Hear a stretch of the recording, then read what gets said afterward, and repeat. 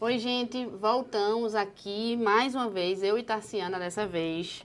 Hoje Felipe está de folga, a gente dispensou ele um pouquinho para gravarmos mais um podcast.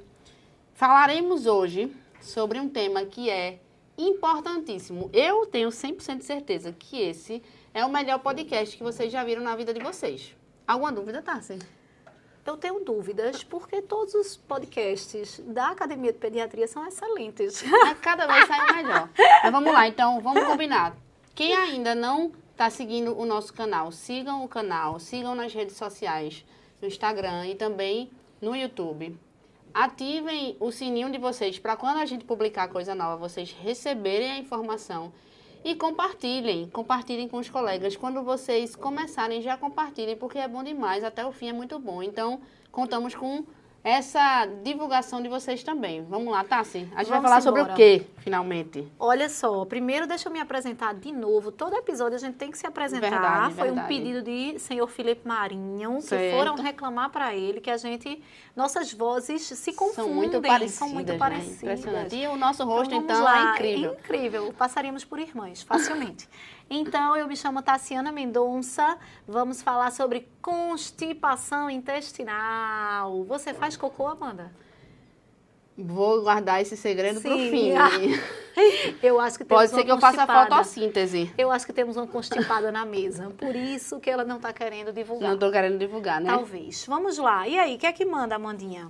Vamos lá, a gente vai falar um pouco sobre constipação e o que o pediatra trata mesmo no dia a dia, e encara mesmo no dia a dia, é a constipação funcional, né? Nós, como pediatras gerais e que fazemos consultório de pediatria geral, acredito que toda semana a gente deve atender algum caso de constipação e habitualmente é constipação funcional, né? Porque a literatura diz que 95% dos casos de constipação são casos de constipação funcional. Isso. Mas a gente não pode deixar de lado a nossa vigilância para os casos de constipação patológica, né? Então, a gente vai abordar um pouco disso, a gente vai falar um pouco sobre o que entra em outras especialidades, mas o nosso plano é a gente aprofundar bem como a gente vai tratar a constipação funcional e quando a gente vai investigar pensando em outras causas. Pensando, Perfeito. antes da gente pensar em constipação, Tassi, eu acho que a gente precisa trazer bem o conceito do que seria um hábito evacuatório normal, para que a gente Exato. possa dar a definição de constipação. Como é que Isso. é isso? Maravilha, olha só. Antes dos 2 anos, ou seja, em lactentes, a gente pode ter cerca de 4 evacuações por dia. Isso é dito como normal.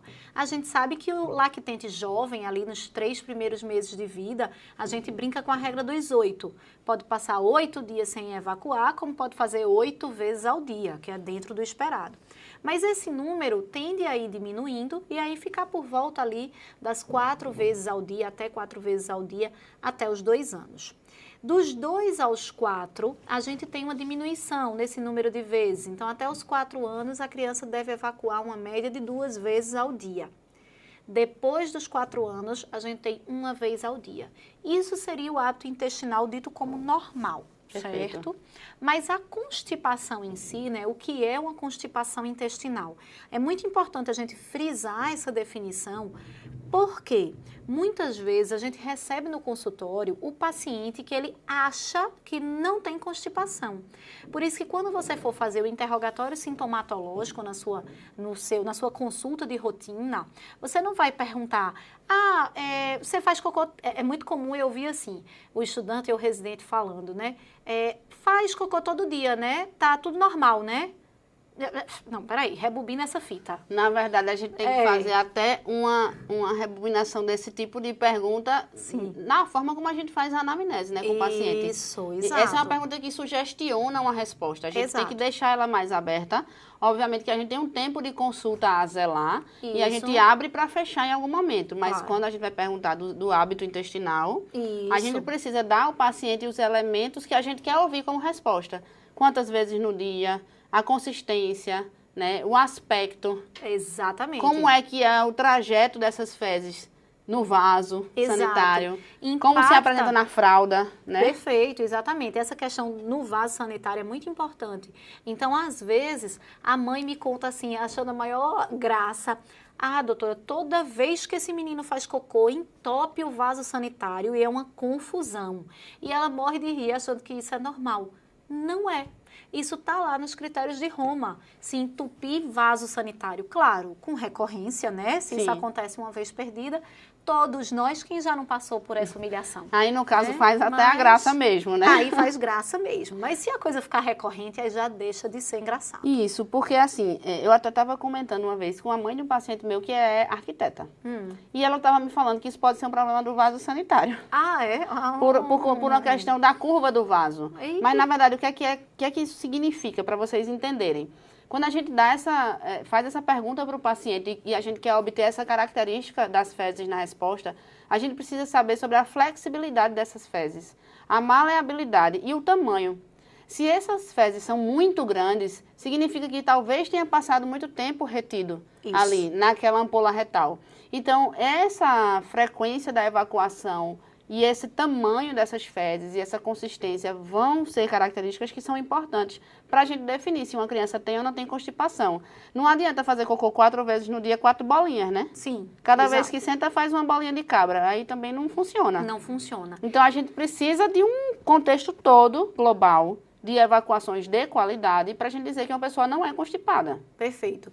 E aí, até nessa questão do aspecto, a gente tem a escala de Bristol, que é uma escala voltada para a população adulta, mas que podemos trazer, nos últimos anos, a gente tem trazido isso para a pediatria. Então, na nossa consulta, a gente mostra a escala de Bristol, pede para a mãe avaliar quando é uma criança maior, um adolescente, o próprio paciente. Eles amam, né, eu acho, eles avisa. morrem de rir comigo, Eles os morrem de rir maiorzinhos. também, É desse aqui, tia, tipo assim. mais Ou ou então eu menos falo assim, isso. o teu cocô é uma salsicha É. ou é bolinha? Às vezes tem criança que nunca comeu salsicha e não sabe a minha Sim. pergunta. Aí eu pergunto, é uma cobra Sim. ou uma bolinha? Mas a gente pode facilitar, obviamente, a comunicação, dando exemplos do que a gente quer excluir de extremos, talvez. Claro. E a criança vai ali situar onde está as evacuações. Porque tem uns que já aprendem a fazer sozinho no vaso e não quer que ninguém veja, né? Sim, Então a sim. gente precisa contar com a informação que a criança traz em relação àquele cocô. Exato. E aí, pensando dessa forma, veja que constipação não é só não faz cocô. Porque o que vai chegar pra gente e a mãe vai dizer, doutora, ele tem prisão de ventre. Via de regra, é aquele paciente que passa dias e dias sem evacuar. Mas a gente tem que ir além, certo? E aí, para isso, temos os critérios de Roma, que a gente daqui a pouco vai falar para vocês, né? Para quem não conhece, a gente reforçar. Antes da gente partir para os critérios de Roma e definição, eu queria só pontuar a questão da epidemiologia. Sim. Porque se você vai ver nos estudos, é uma ampla variação, tá? A gente tem revisões mais recentes que falam em 10% a nível mundial, 14%, Foi. né, naquele Aquela artigo. literatura, aquele artigo que eu te mandei é de 2025, é desse ano já. Pois é, e é do Jornal de Gastroenterologia. De gastroenterologia, É. né? Ele fala 14,3%, se eu não me engano, de prevalência na consulta pediátrica. Sim, sim. O Nelson, 2025, tá? Ele fala de uma revisão recente que traz 10% de população mundial, né? Então, veja que varia muito. No Brasil, a gente chega até 20%, mas eu te digo que a impressão que eu tenho, como especialista, né, como pediatra, é que esses números estão subestimados. Por isso, porque muitas vezes a gente não sabe nem que aquele paciente é constipado. Às vezes a família só traz como queixa quando ficam dias sem evacuar. Isso. É importante, Tassi, já que tu trouxe essa questão aí da epidemiologia, a gente saber que podem existir momentos da vida dessa criança em que o hábito de evacuações pode modificar um pouco e que já seria esperado naquele momento. Por exemplo, algumas crianças, quando estão na fase de introdução alimentar, por ter uma mudança no conteúdo alimentar mesmo que come. Isso pode trazer uma mudança do aspecto dessas fezes significativo. Sim. Aquela criança que estava em aleitamento materno exclusivo, o leite materno a gente sabe que é rico em lactose, que já tem esse efeito de deixar as fezes amolecidas, porque a criança faz cocô deitada, Sim. né? Então, fazer cocô mole para quem faz deitado é bom. Sim. E aí a gente passa para uma fase em que ele vai mamar um pouco menos, porque vai comer. Então, além de eu ter a retirada do leite materno, que é rico em lactose e facilita as evacuações, eu tenho a introdução de alimentos sólidos que nem sempre vai ter aquela quantidade de fibras ali adequada. Na fase inicial, a criança não come tanto.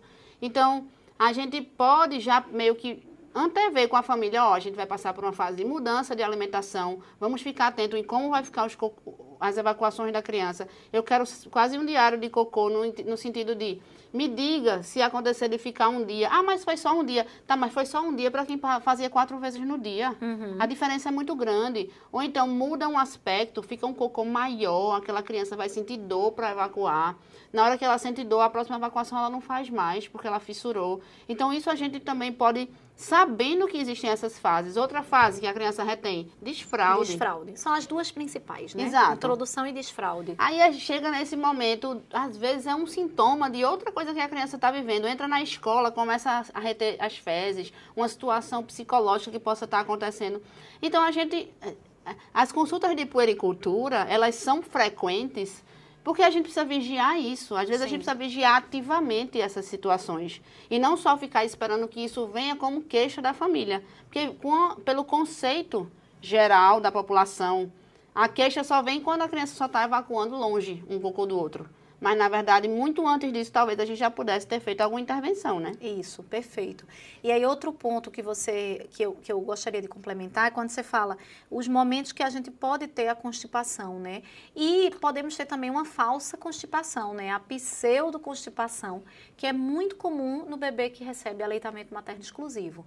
Então, é muito comum o bebê passar 5, 6, 7, 8 dias sem evacuar em aleitamento materno exclusivo, desde que o bebê esteja ganhando peso bem, não tenha distensão abdominal, não tenha vômitos, não tenha dor. Então, se o bebê não tem nenhum outro fator, é apenas a ausência de fezes, de evacuações, melhor dizendo, ausência de evacuações, então tudo bem, a gente pode aguardar, tá?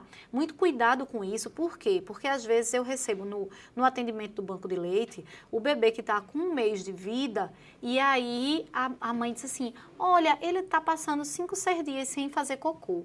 Mas a pediatra que está acompanhando me disse que tudo bem, é normal, porque ele está em aleitamento exclusivo.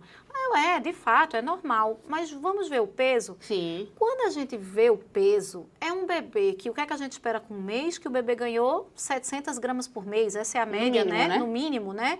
Aí é um bebê que perdeu. Isso acontece direto. É um bebê que nasce com 3.200, na consulta de 1 mês, chega lá no banco de leite com 1 mês, porque está com dificuldade para amamentar, pesando 2.800, 3 quilos, 5 dias sem fazer cocô. Então, isso é pseudoconstipação? Não é, pessoal. Isso daí é baixa ingesta. Sim, ele está com fome. poupando, esse pobre está com fome, né? Eu atendi uma assim hoje.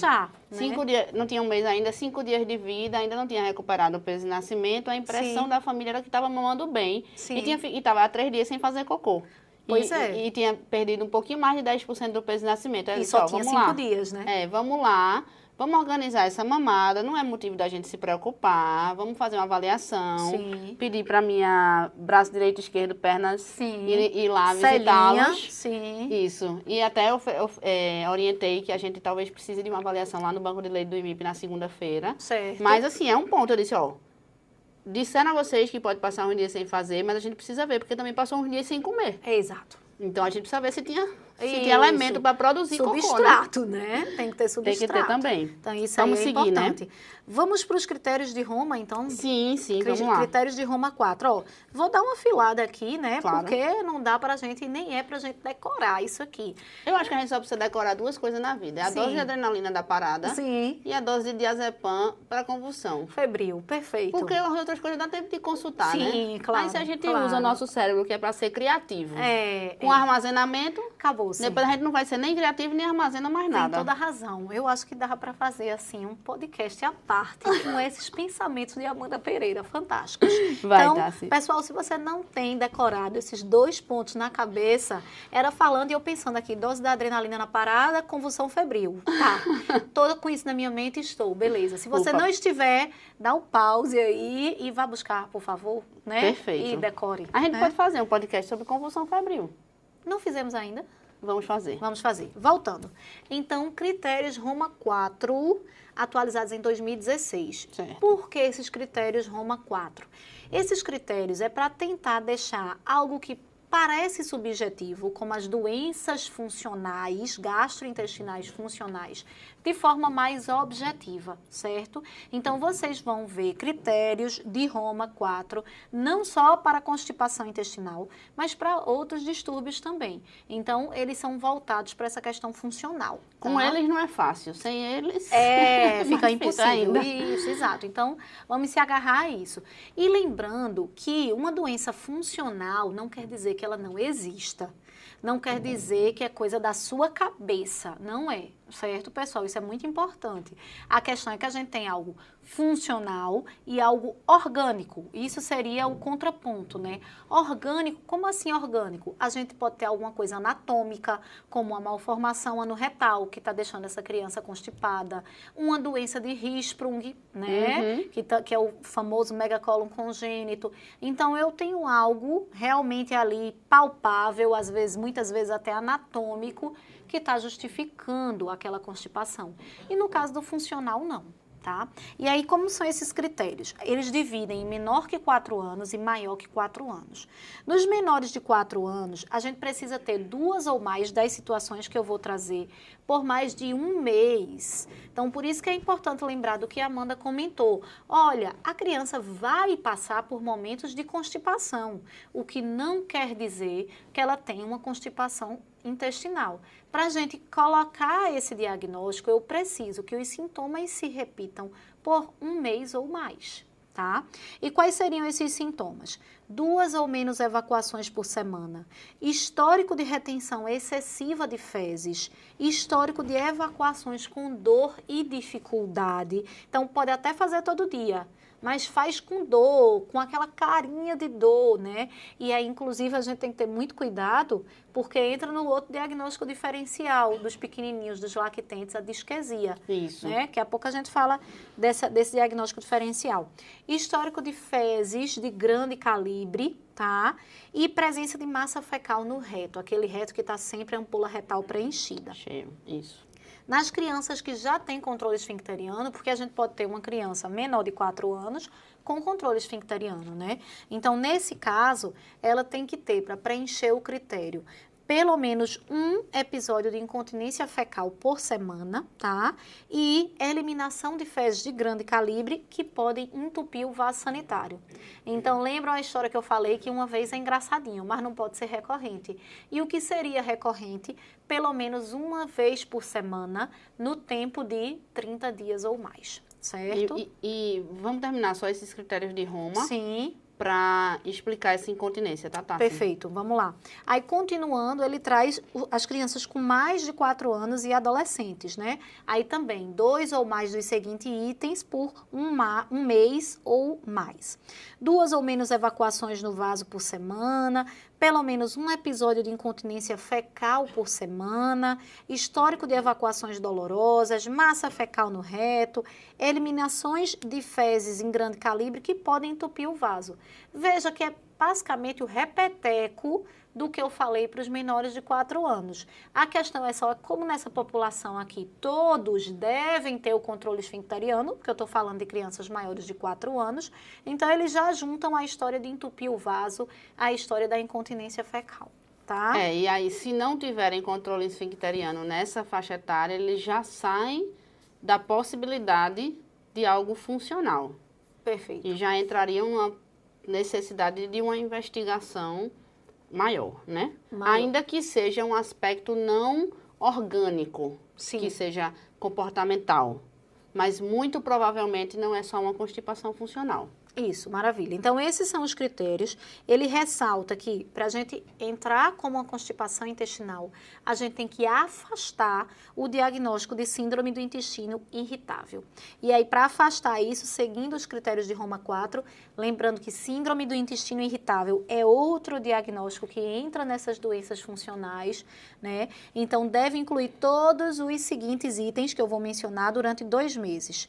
Dor abdominal em pelo menos 4 dias do mês, pequenez associada à mudança nas evacuações, se o tratamento da constipação proporcionar normalização do hábito intestinal, após avaliação médica apropriada, as manifestações clínicas não podem ser plenamente explicadas por outra condição médica. Então, afastei totalmente que não é intestino irritável e que não é outra condição, ok, aí vamos diagnosticar como constipação intestinal. E aí esses critérios diagnósticos são os que a gente conhece, que a ciência nos traz para nós, como profissionais de saúde, pensarmos no diagnóstico. Sim. Mas o que a família muitas vezes refere, que vai fazer a gente conhecer e achar essa criança no meio da história clínica, se não tiver sido muito dito, Sim. nada, não, toda vez que ele vai fazer cocô se esconde, toda vez que vai fazer cocô fica muito tenso, fica todo duro. Sapateia, aquela criança que fica assim quando vem a vontade de fazer cocô, Sim. né? Aquela criança que às vezes tem uma sudorese, uma palidez, vai ficando angustiada no momento que sente a vontade de fazer cocô. Então, esses são os dados que a família vai nos trazer, que às vezes até a criança pode dizer, habitualmente não diz, né? Porque eles ficam meio tímidos nessas situações. Mas a família traz para nós. Eu não vejo nenhum grande problema na pessoa se esconder um pouquinho para fazer cocô. Sim, privacidade. Porque privacidade, Certo, ninguém claro. faz cocô no banheiro com a porta aberta. É. Mas, quando isso está dentro do contexto de outros sintomas, outros sinais que nos preocupam, no sentido da constipação, aí esse começa a ser um sinal de a gente ficar alerta de que alguma coisa pode estar indo mal ali naquela Isso. condição, né? Fala um pouquinho da incontinência fecal. Sim, o negócio da incontinência fecal. Porque alguém que está escutando aí, principalmente que não está vendo e está só escutando, embora a gente estimule todo mundo a assistir, Claro, porque lá no habitualmente YouTube. a gente coloca figuras. Isso. Inclusive, a produção vai colocar a escala de Bristol Boa. para o pessoal poder ver. Boa. A incontinência fecal que se falou, vocês podem pensar, pô, mas vocês estão falando de constipação. Constipação é aquela pessoa que retê, que faz a retenção das fezes. E a incontinência é a perda Sim. involuntária. Mas o que é que acontece? Essas crianças que vivem essas situações, elas muitas vezes têm essa ampola retal cheia, como você falou, que é um critério do lactente. Sim. Né? Da criança que ainda não tem a continência, Isso. do pequenininho. Então, se eu tenho sempre fezes nessa ampola retal sendo retidas, eu estou ali sempre com cocô pronto para sair. Sim. E essa presença desse cocô sempre pronto vai acumulando, vai aumentando esse bolo fecal.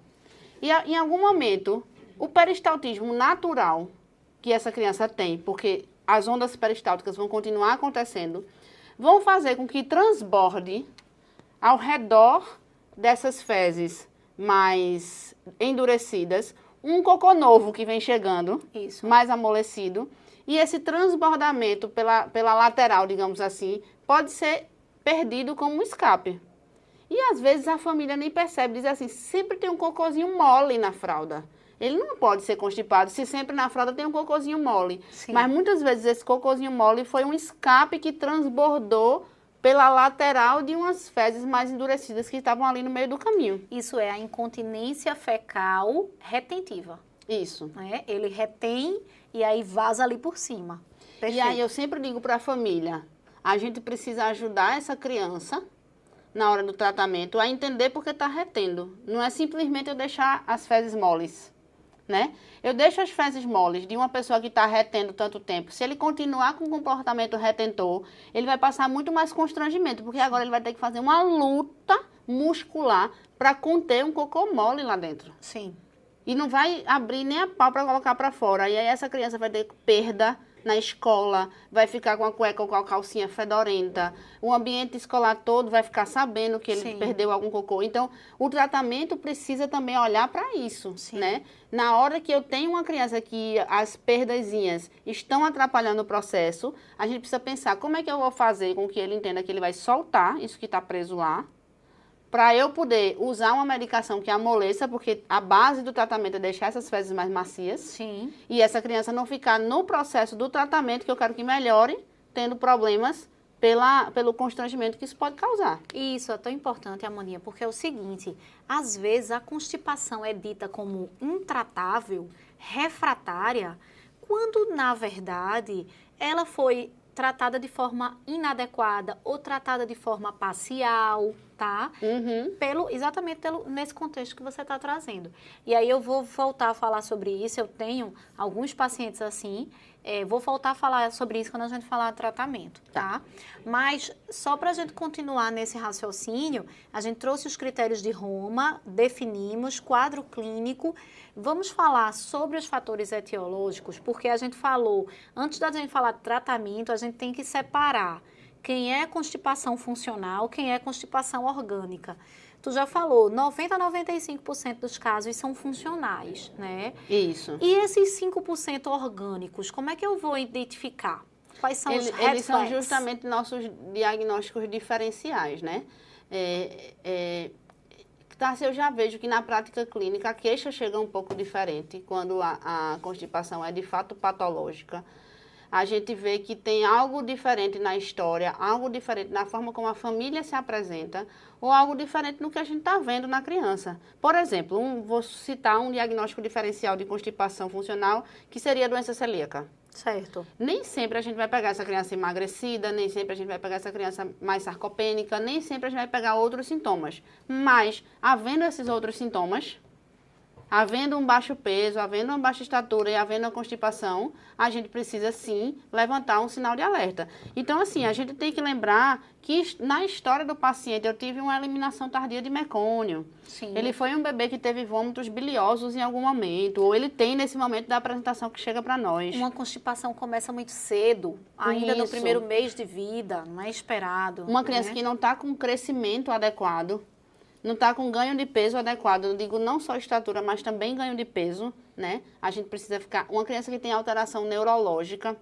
a gente pode ter alteração neurológica a nível de sistema nervoso central cerebral, mas a gente precisa ver coluna, né?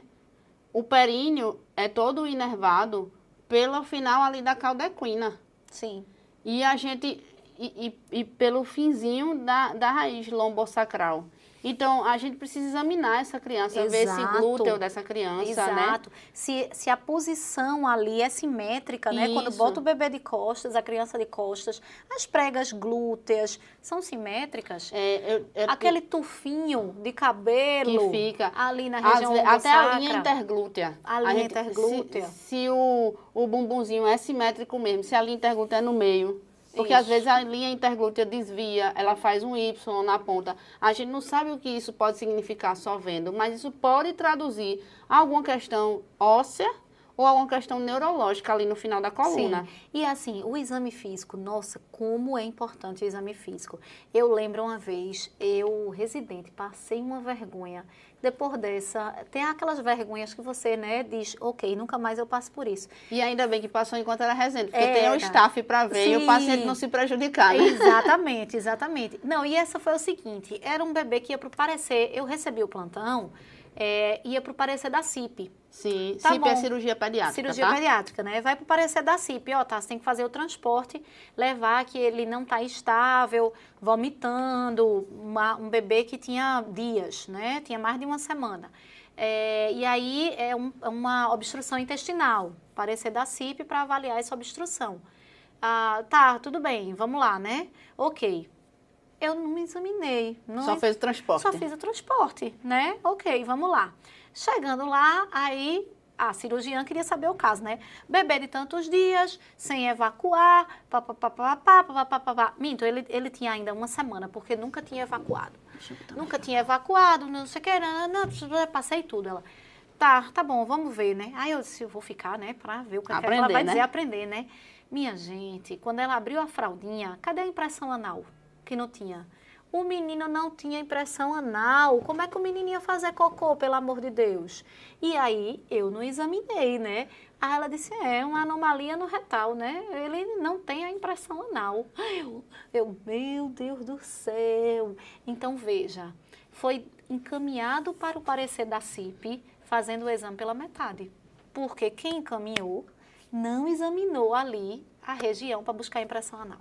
por onde sairia o cocô, caso ele estivesse pronto para sair, né? Exatamente. A gente precisa olhar se está tudo por isso que o no menino caminho. só vomitava obstruído. Depois dessa, todo o transporte que eu teve ia mais. fazer, eu digo, peraí, deixa eu avaliar aqui, tá tudo Sim, certo para não com passar essa certeza. vergonha de novo. Então, impressão anal, vejam, fístula, perianal, Sim. né? Você também pode encontrar a história do tufinho de cabelo. Então, são dados que o exame físico nos fala sobre uma causa de constipação intestinal orgânica e não funcional. Exatamente. São E sinais aí, de nos alarme. diagnósticos diferenciais, podem entrar a disquesia do lactente, como você falou. Vai entrar também a doença de Hirschsprung, que você falou. Vai entrar a alergia à proteína do leite de vaca, pode entrar como diagnóstico diferencial. Pode entrar como diagnóstico diferencial a doença celíaca, no indivíduo que já é exposto. Pode entrar o hipotiroidismo, Sim. como diagnóstico diferencial, pensando em síndromes clínicas, né? Então, assim, são indivíduos que é um sintoma.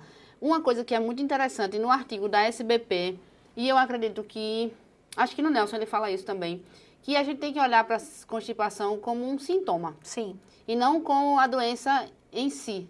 Ela não termina aí. A gente está olhando isso, é um sintoma de algo que está por trás. Esse algo que está por trás é orgânico ou é funcional?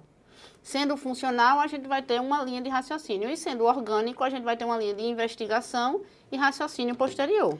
Perfeito. Na exatamente. prática clínica, a gente vai usar o que, Tassi? A gente, além que você falou, a gente vai fazer a anamnese, a gente vai usar a escala de Bristol e no exame físico.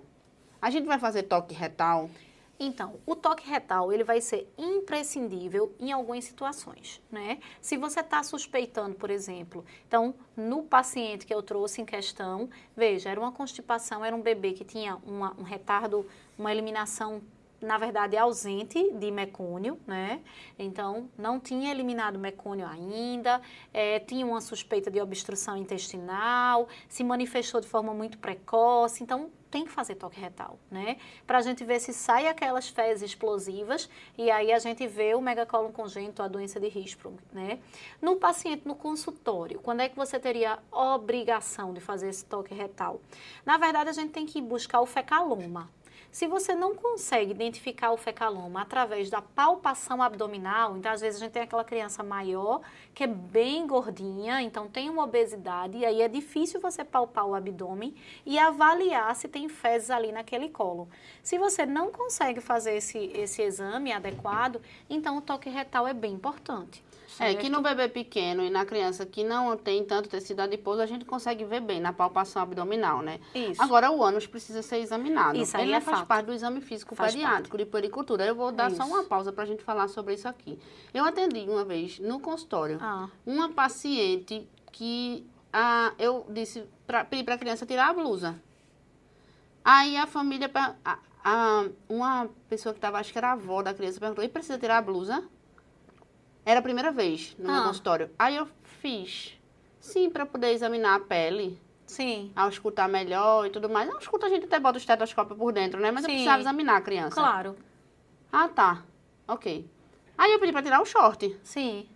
E aí, quando a criança deitou, era uma menina, eu disse, olha, eu preciso examinar O pipiu o e o bumbum e o bumbum. pipiu. Sim. A avó disse, examinar? Aí eu disse assim... Nunca tinha sido examinado numa Nunca consulta? tinha sido examinada. Não na pode. consulta. Não pode. 3 anos de idade. Não pode. Você acredita? Não, meu Deus do céu. Acredito, infelizmente. Então, Mas não assim, pode. eu me lembrei disso com essa história que você trouxe de uma criança que vem encaminhada de outro serviço Sim. e que chega onde você estava de plantão com um ânus imperfurado. Isso. Provavelmente era o diagnóstico, né? Isso, E exato. simplesmente não foi visto. Então, Exato. assim, eu perguntei isso do toque retal porque o toque retal, vamos supor, seria o extremo. Sim. Mas pelo menos ver numa criança que tem, principalmente numa criança que tem uma queixa dessa.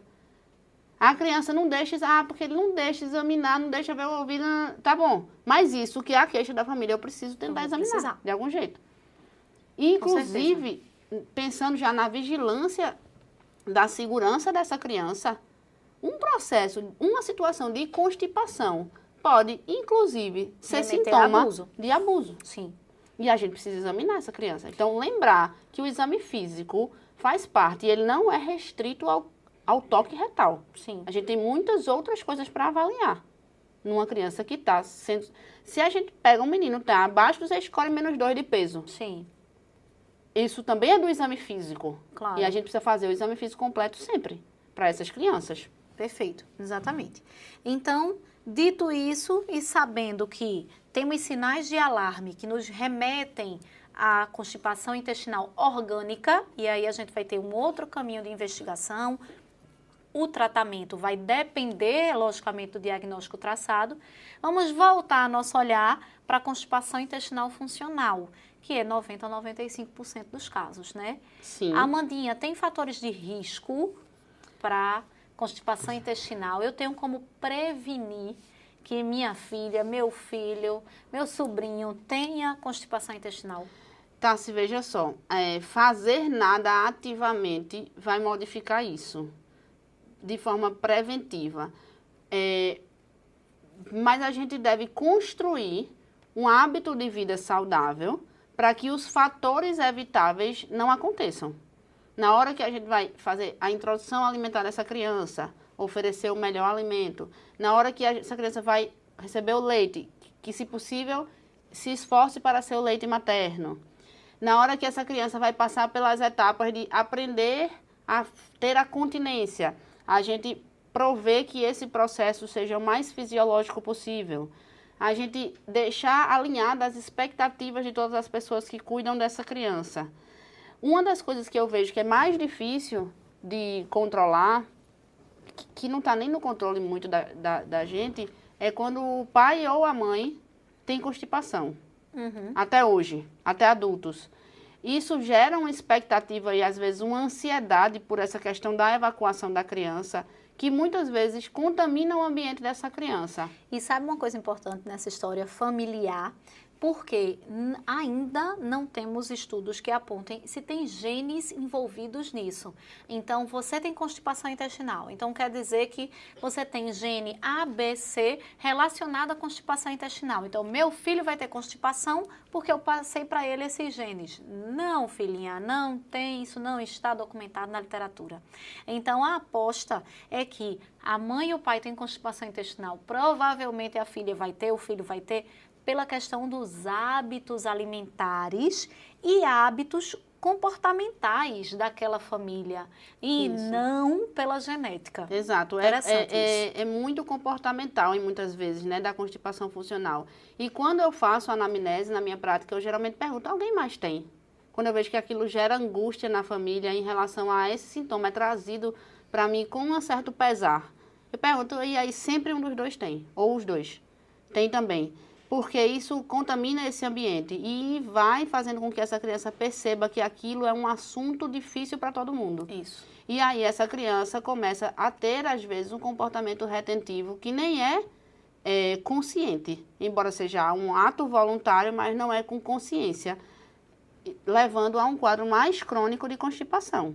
Então, pensando nas coisas assim, preventivas, é muito mais hábitos de vida e as coisas comportamentais do que algo que uma mãe possa tomar numa gestação pensando nesse bebê não ter constipação, ou algo que eu vou utilizar na primeira infância para que essa pessoa não seja constipada depois. Sim. Tem muito mais a ver com uma construção de comportamentos mesmo.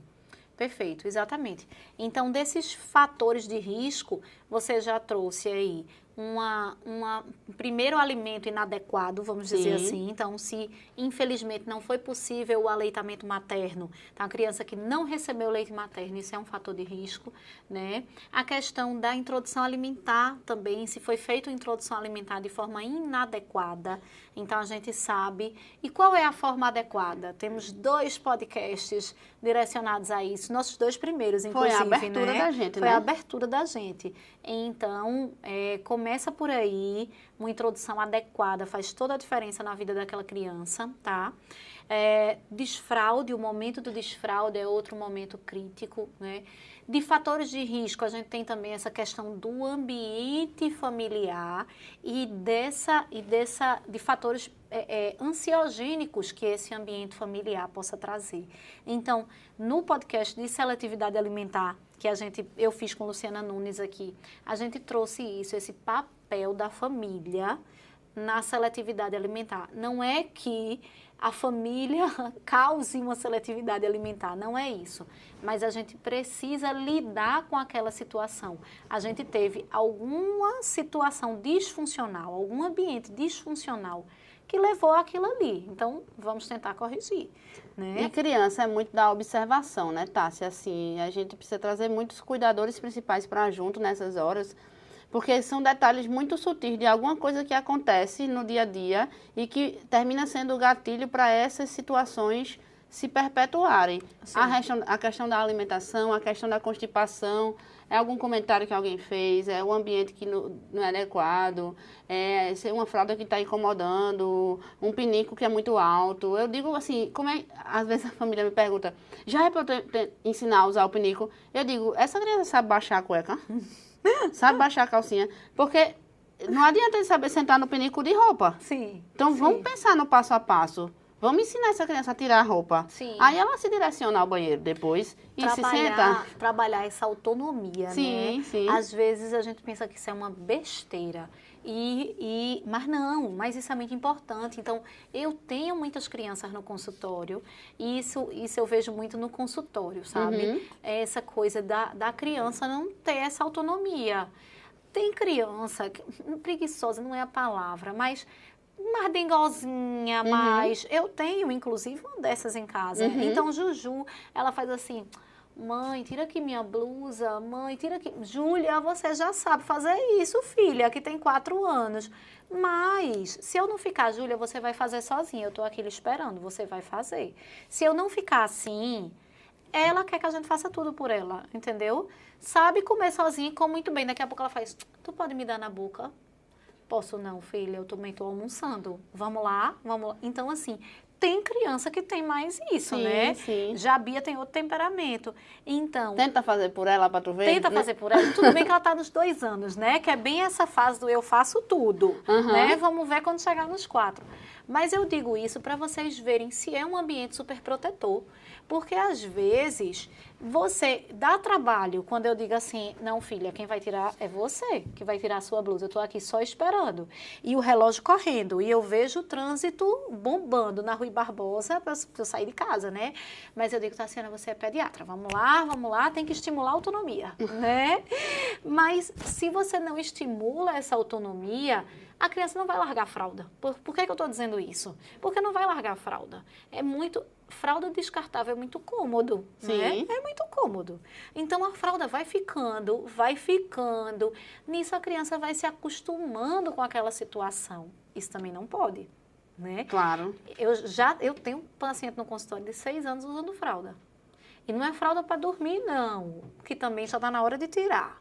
Mas é diurno, fralda durante o dia de 6 anos. Não pode, isso está errado, né?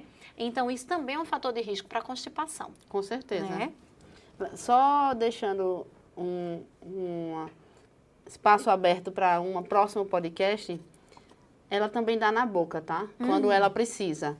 Ela não está falando que a autonomia é a única luta do processo infantil, não. Não, de jeito nenhum. Até porque, afetivamente, vai ter momentos que ela precisa dar a comida na boca e ajudar ela a tirar a roupa. Sim. Mas não pode deixar de vigiar, porque às vezes a gente não faz pelo afeto, mas pela conveniência. Sim, né? exatamente. Às vezes a gente vai lá e tira a blusa ou tira o short. Sim. Porque é muito mais rápido. Muito mais rápido. Resolve a nossa situação e o trânsito não bomba. Não bomba. Né? Então, é a gente viver esse equilíbrio, orientar a família a viver esse equilíbrio. Ó, eu preciso de uma pressinha, eu vou lá e faço. Sim. Mas será que eu estou vivendo sempre na pressa? Aí eu estou sempre fazendo. Aí essa criança não tem nem tempo de sentar no vaso para fazer o cocô. Exatamente. Ela, além de não saber tirar o short, não dá tempo mesmo dela sentar para fazer o cocô, porque já está todo mundo saindo de casa. Bota de fralda mesmo, que no caminho ele faz, a gente resolve. Exato. Então, quando a gente entra no automático, a gente atrapalha os processos fisiológicos, né? Exato. Perfeito, exatamente. Mas vamos falar de tratamento para a gente não se alongar tanto? Vamos falar de tratamento e aí já vou dizendo que, assim, primeira linha, eu tenho 2 coisas para falar sobre tratamento, que eu quero que quem escute, se só tiver, eu acho que essa parte é boa para um corte, produção. Essa parte que eu vou falar é boa para o corte, você que está escutando, aumenta o volume. Primeira linha... Tu tem 2 para falar, não vai sobrar nada para mim? Tô brincando, vai. Não, vai. Eu vou falar 2 pontos. Tá, e a vai. gente vai esmiuçar esses pontos. Primeiro ponto, pegue é a primeira escolha de tratamento. E eu sou revoltada porque no SUS não dá. E é um tratamento caro. Então, o SUS era para ter no posto de saúde o PEG. Polietileno glicol. Polietileno glicol, tá? Perfeito. Se já tiver em algum lugar aí do Brasil que tiver, me avise, mande no direct pra gente. Aqui em tá? Pernambuco ainda não temos. Não temos. Segundo ponto, óleo mineral. Minha gente, não, por favor, passou isso aí, né? Óleo mineral não é mais para prescrever. Como fazia Tá? nos fenícios antigos. Fenícios, caramba. Era o Não pessoal da chave fazemos do mar, mais. né? Era os fenícios, eu lembrava disso. Não da história. fazemos mais o óleo mineral. Não fazemos mais, tá bom? Caiu por terra, tem coisa melhor, aposenta, certo? Não usa Perfeito. mais. Inclusive, assim, é uma coisa que se está trazendo e deve ter, certamente, alguns colegas que fazem saúde da família assistindo. E muitas vezes é a opção que tem na unidade de saúde da família, né? A gente entende que, às vezes, é o recurso único. Sim, Mas ele não pode nunca ser o recurso preferido. sim. E a gente pode tentar encontrar algo que entra ali como um substituto até melhor que o que o Nelson traz, que poderia ter no posto de saúde, por exemplo. O leite de magnésio. Perfeito. Né? A gente pode usar um leite de magnésia, que é uma medicação que vai ser útil no amolecimento dessas fezes e que, às vezes, tem a disponibilidade na unidade de saúde da família. A lactulose. A que é própria baratinho. lactulose, isso. E que eu acho que a lactulose tem em algumas unidades Tem, de saúde. algumas unidades Então, tem. terminam sendo opções, de fato, que estão definidas na literatura. O óleo mineral, ele tem riscos. Isso. E os benefícios já não são mais, já não superam mais os riscos. Isso, A gente não deve exatamente. utilizar realmente. Exato. O polietileno glicol, Tassi, é uma medicação que já não é mais nova, Não, mas muita gente não conhece. isso. Vamos falar dele um minuto? Inclusive, tem um estudo de 2022 que fala sobre o desconhecimento dos pediatras da melhor escolha para tratar a constipação. Então, nossa, 2022 foi ali, né? Então, em 2022, nós pediatras não sabíamos tratar constipação. E encaminhamos para o gastropediatra. Para o gastro é para ir a constipação refratária, Sim. tá? Mas quem dá o ponto de partida de tratamento é o pediatra geral. Então, Perfeito. é nosso, né? Perfeito. O polietileno glicol, ele é muito interessante porque ele é um polímero que ele não é absorvido pelo trato gastrointestinal. Então, ele vai fazer um efeito osmótico. A cada molécula do polietileno glicol, ele puxa 100 moléculas de água. Então, ele se agarra ali super bem com hidrogênio. E aí faz esse efeito osmótico, puxa a água para o cólon. E aí ajuda a botar essas fezes para fora, né? Ele tem um peso molecular, você vai ver o PEG, polietileno glicol, 3.350 ou 4.000, tá? Nas farmácias de manipulação, você vai manipular O 4.000. o 4.000, certo? Então, tem esse peso já previamente determinado, porque é o ideal para a gente ter esse efeito osmótico e pouco absorvido. Acrescentando aí, a gente precisa, pouco absorvido, como o Tassi disse, é um dado muito importante, porque geralmente as famílias ficam preocupadas, já que eu estou tratando uma doença que é crônica, se eu vou usar uma medicação e essa criança vai ficar dependente dessa medicação. Sim. Né? Então, a gente precisa mostrar que ele vai ter um efeito amaciante das fezes, eu digo assim, ele é um amaciante que vai agir lá no lumen intestinal. Quando eu parar de usar, ele vai parar de ter efeito. Então, a gente vai usar ali até a gente corrigir os fatores causais e essa criança ficar bem depois, né? Só para facilitar aí para quem está assistindo, existe já o polietileno glicol pronto nas farmácias de rua e existe ele para fazer na farmácia de manipulação, né? Ele já pronto, a gente pode ter a apresentação sem sabor e a apresentação com sabor. E ele, para fazer na farmácia de manipulação, a gente consegue fazer ele sem sabor. Qual é a vantagem do sem sabor? Eu consigo misturar nos alimentos. Sim. E não só nos líquidos, né? Porque o que tem sabor é sabor limão. Sim. Então, esse com sabor limão, ele marca muito os alimentos. Tá? A Isso. criança não consegue, por exemplo, comer um feijão com o PEG de sabor limão misturado, porque isso realmente vai marcar demais. Sim. Eu consigo diluir na água e oferecer como um suquinho, alguma coisa do Certo. tipo. Então, lembrar que a gente tem a opção hoje em dia de comprar já nas farmácias comerciais ele sem sabor e, se for fazer na farmácia de manipulação, pedir para fazer sem sabor. Como é que a gente vai colocar isso na prescrição médica? Só para dar esse dado prático. Vou fazer na farmácia de manipulação e escreve lá no receituário. P de pato, E de escola, G de gato. PEG 4.000. O Sim. número 4.000. E a gente vai pedir quantos gramas a gente quer daquilo. Então, a gente vai calcular pelo peso da criança, mais ou menos quantos gramas eu vou precisar em 30 dias. E vou pedir para essa família preparar um potão disso. E aí, na receita, eu vou colocar oferecer X gramas, uma vez ao dia, por 30 dias, por 15 dias, pelo tempo que a gente definir. É importante a gente pensar que existem 2 etapas desse tratamento. Inicialmente, a gente precisa fazer uma desimpactação. E a gente vai fazer uma dose um pouco maior para essa criança que está ali com aquelas fezes mais endurecidas. E aí depois a gente vai passar para a manutenção do tratamento. Porque não adianta só eu tratar aquelas fezes mais duras que ficaram ali naquele momento agudo e eu não deixar essa criança recuperar esse comportamento, adquirir um comportamento adequado.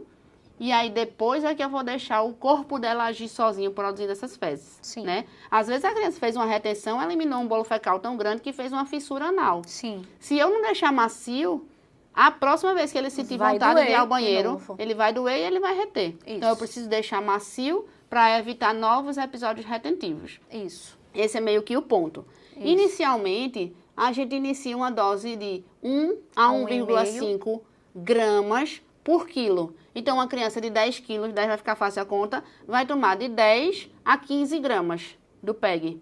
4.000 ou do pronto que já tem, que é o 3.350. E aí a gente faz o quê? 3 a 5 dias dessa dose inicial mais alta. Chamada de desimpactação. Chama desimpactação.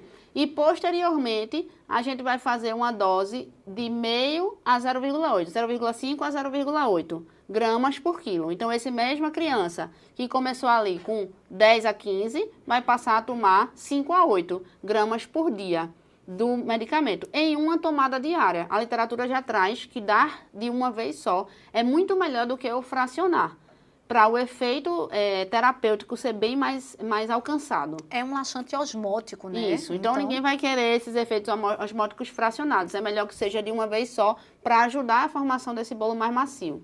E aí a gente vai colocar lá no receituário. Então, vamos pensar numa criança de 10 quilos, que vai tomar 30 dias. Certo. Nos primeiros 5 dias, a dose de 10. Certo, Então, 10 50 gramas, né? Certo. 5 dias, 10 gramas. 50 10, gramas. Isso. E mais 25 dias, digamos assim, que ele tome 8 gramas, para ficar fácil a conta. Tá. Então, 25 vezes 8 vai dar 100 vezes 2, 200 gramas. Então, vai dar 250 gramas. Certo. Aí eu posso mandar fazer na farmácia de manipulação um potão de 250 a 300 gramas, dá uma folguinha. Sim. E aí a família vai receber esse pó pronto e vem a colher medida. Aí a família vai colocar o pozinho na colher medida. Sim. E vai colocar na comida da criança ou na água. É importante que a gente coloque numa refeição que a criança vai comer aquela refeição toda. Sim. Por isso que não é bom na água se a criança não é uma criança que toma um copo d'água de uma vez. Se é aquela garrafinha que você deixa e a criança vai tomando ao longo do dia, é ideal que você coloque em outra coisa. A criança ama, sei lá, açaí. Toda vez que eu dou açaí, come todo. Vai tomar no açaí, vai tomar no iogurte, vai tomar no feijão que ama, num pirão, enfim, no que ele gostar de consumir. Mas assim que a gente prescreve.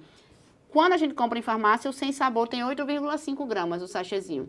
Então, meio que ou a gente às vezes vai precisar dar 2, às vezes a gente vai precisar dar 1, às vezes a gente pode dar meio. E aí essa dose a gente vai titulando com a família. Eu costumo dizer que depois a família meio que sabe qual é a dose. É isso. Que a sua criança fica bem para conseguir evacuar. Se eu der o sachê todo, vai ter diarreia. Se eu der meio sachê, não fica bem. Então, tem que ficar ali nos 3/4. Enfim, a família vai encontrando essa dose, Uma coisa que as famílias fazem, que isso não é recomendado pela literatura, é fazer dias alternados, tá? Sim. Faz dia sim, dia não. Não, aí não é legal.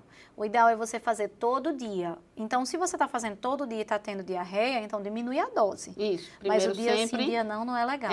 Essa coisa de fazer dia sim, dia não, a gente não consegue ter esse equilíbrio aí osmótico a nível de cólon para poder fazer um hábito intestinal bom, que é o que a gente quer construir. Isso. Paralelamente ao uso do PEG, porque se falou a lactulona como opção, sim. A gente falou o leite de magnésia como opção, sim. A gente falou o óleo mineral como não opção, isso. Mas paralelamente, enquanto eu estou fazendo o amolecimento dessas fezes, eu preciso ajustar outros pontos. Isso. E aí, como seria isso? Dieta, então, ele não come. Então, vamos trabalhar isso, né? Trabalhar essa questão desse distúrbio alimentar, tá? Trabalhar essa seletividade, que é mais comum dessa forma, porque eu sei que esse paciente tem seletividade. Para ele não estar fazendo o bolo fecal adequado, ele tem uma dieta pobre em fibras. Então, a gente tem que melhorar essa dieta. Então, ele tem que comer mais grãos, tem que comer cereal, né? E cereal não é o cereal de caixinha, tá? Mas alimentos... Sucrilhos. Né? Não é isso. Frutas com casca, milho. Então, a gente tem que trabalhar essa alimentação, esses alimentos ricos em fibras. Sim. Tem que trabalhar a hidratação, precisa beber água, lembrar de beber água, né? Tem que trabalhar a questão psicológica que está associada. O que é que está acontecendo que está levando essa constipação, né? Como é esse ambiente? Como é a rotina dessa criança? Isso é tão importante. Então, a gente vai ter que ir além do medicamentoso. Sim, né? e aí o limite Muitas é vezes. muito o céu, né, em relação a isso. Eu já tive uma família que dizia assim, nem com PEG resolve. Aí eu disse, tá, a gente já encontrou, a gente sabia qual era o problema. A gente começou acompanhamento com psicóloga. Sim. Na terceira semana, a mãe me mandou uma mensagem. Está curada! Meu Deus, eu não acreditava. Porque ela depois ficou meio que arrependida, porque relutou tanto em fazer a psicoterapia Sim. que, tipo, tava na cara que ia ajudar nesse Ia ponto, ajudar, sabe? sim. Enfim, são muitas coisas que podem acontecer. O ponto da autonomia que você já falou, o ponto se essa família tem uma vida muito corrida, se está tendo a oportunidade de ir no banheiro, fazer o treinamento de toalete. Treinamento de toalete é muito importante, a gente precisa saber orientar os pacientes.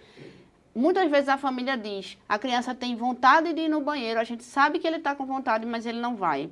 E existem momentos oportunos no dia para isso. O momento mais oportuno é pós-café da manhã. Isso. Né? A criança acorda, estava deitada, na horizontal, né? Sim. Então, vamos pensar no intestino como uma grande descarga. Tá. Né? O mesmo funcionamento. Levantei, pá. Os líquidos intestinais, eles descem. Aí a gente já tem um primeiro momento de ajuda da natureza Sim. para a pessoa evacuar. Aí vai, senta para comer o café da manhã. Faz uma refeição farta, com muitas fibras. Invariavelmente, numa pessoa normal, vai vir depois a vontade de evacuar. Esse é o momento do treinamento de toalete mais adequado para as crianças. Eu pego essa criança nesse momento e vou colocar sentada no vaso para oportunizar fazer o cocô. E você vai dizer assim, ó, fica aí um pouquinho, E isso. 5 a 10 minutos. Espera um pouco. Espera um pouco. Exatamente. Porque às vezes senta e não tá vindo não.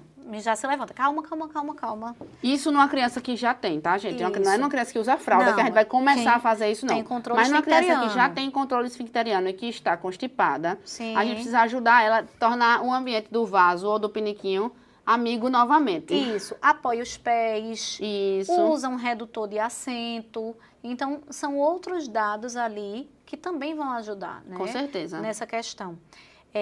Amandinha, acho que estamos chegando ao final. Estamos sim, mas né? aí vamos falar. Quando é que a gente considera que é refratário?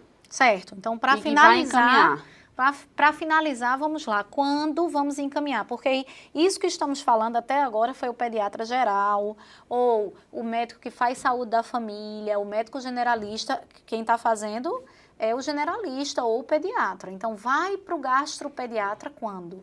Né? Quando a gente tem uma constipação refratária. O que é uma constipação refratária? É aquela que foi feito o tratamento adequado e seguido de maneira adequada, porque também não adianta eu prescrever e a pessoa do outro lado não executar, né? Então, foi feito tudo isso por 2 meses. Tu viu um tempo diferente? 3. 3 meses. Ó, É porque eu acho que o Nelson fala 2 e a SBB fala 3. Pronto, tá. Acho que é isso. Então, vamos lá. Então, 3. Vamos trabalhar com 3? Porque eu acho que a nível de a saúde gente pode pública... ver muito pensando também no grau de comprometimento que aquilo está tendo na qualidade de vida, né? Sim, sim. Às vezes fez bem certinho e já tem 2 meses e a angústia está muito grande e a gente pode pensar em andar. Às vezes fez certinho, tá vendo alguma coisa engatinhar, mas não está indo tão bem, vamos tentar mais um mês. Eu acho que é bem particular isso aí. Isso, perfeito. Então, ali, 2, 3 meses, Sim. vamos individualizar e aí não resolveu, tá fazendo tudo de maneira adequada, não resolveu, a gente encaminha. Chegando no especialista, o especialista vai tratar agora com medidas alternativas, né? E aí, nesse sentido, a gente tem outros laxantes. Temos os laxantes osmóticos, são esses que a gente usa, né? Mas temos os laxantes ditos estimulantes, que um exemplo é o Bisacodyl, tá? E aí, isso aí a gente deixa para a mão do especialista, ele vai definir, até porque não é consenso na literatura se deve ser usado, quando deve ser usado, por quanto tempo deve ser usado. Então, assim, aí a gente vai deixar para o especialista decidir. E tem também a questão da associação multidisciplinar, né? Sim. Existe para a criança a opção de fazer fisioterapia pélvica. Exato. Por exemplo, a gente faz para as incontinências urinárias e fecais, mas a gente também faz para as constipações. Às vezes uma disfunção perineal. Eu tenho um paciente, coloquei a mão no microfone sem querer, eu tenho um paciente do consultório que está fazendo fisioterapia pélvica. E assim, eu não imaginava a riqueza de resposta que podia ter com um tratamento desse, porque eu pensava, como que uma criança vai conseguir fazer? Mas, enfim, faz e tá muito legal a resposta, sabe? Ai, que bom. O meu começou agora. Eu fiquei bem animada. Sim. Porque para mim era um mundo meio desconhecido. Eu disse, vamos tentar, porque eu sabia que existia. Sim. Mas eu não tinha visto ainda o resultado. Sim. E tá bem legal. Esse que orientou foi a gastro. Vai começar, ou começou faz pouco tempo, enfim, a mãe me contou.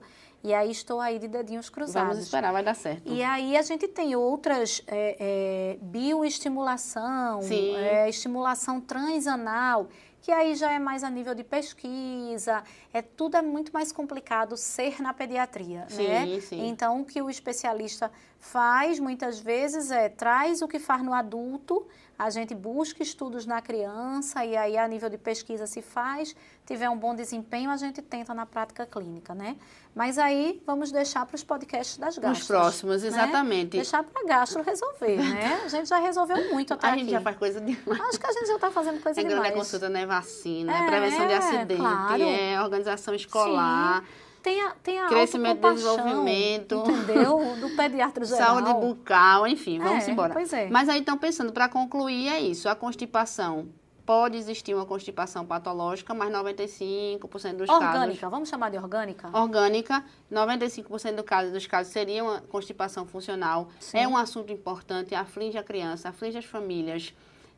Traz muita disfunção dentro do ambiente de casa, então precisa ser resolvido, não pode ser banalizado, não pode ser esquecido, não é a última coisa que vai ficar na nossa consulta. Não.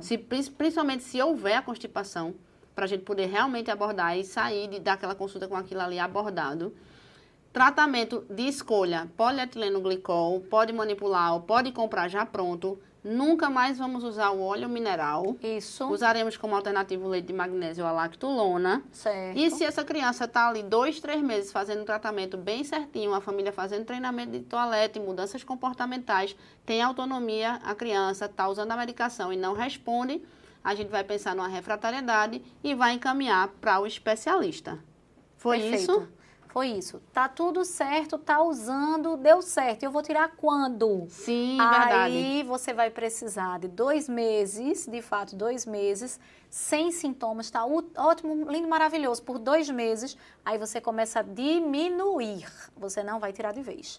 Você começa a diminuir e aí o que dizem os estudos é que com 6 meses você consegue deixar esse paciente sem tratamento e evacuando normalmente. O que responde à pergunta do começo, que a criança não vai ficar acostumada. Isso. Porque a gente conseguiu corrigir todos os fatores causais e agora ela está livre da medicação. Perfeito, exatamente. Bom, pessoal, esse podcast de constipação intestinal, então, a gente estava com ele guardado na caixinha para soltar para vocês aqui agora. Espero que vocês gostem, compartilhem. E quem não gostou, não fale nada, mas está maravilhoso, não tem como não gostar. Mentira, né? Quem não gostou pode dizer também. Felipe vai assistir e ele vem para o próximo, que a gente vai trazer, que também é um tema muito especial. Mas esse, com certeza, foi o melhor que vocês viram até hoje. Essa Amanda é danada, viu? Ei, um beijo, pessoal. Tchau, Bom gente. demais. Até a próxima. Tchau, tchau.